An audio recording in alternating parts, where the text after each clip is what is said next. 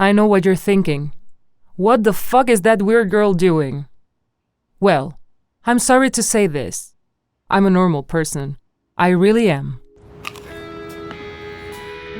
I was an adorable baby. At an early age, I learned how to point my finger to ask things politely. I always loved to sing carols for my family at Christmas and to imitate my heroes from the movies. But my family didn't like me the way I was, so they forced me to dress really weird, and I just felt like another person. Honestly, I think it didn't work. I kept on choosing my own clothing and giving the best of me to others. Being a free rider, trying new flavors, having an amazing time. But on a bad hangover day, I felt something was missing. I needed a gun to shoot.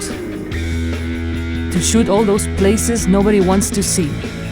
All those people waiting for their time to come. All those who try to find their own happiness.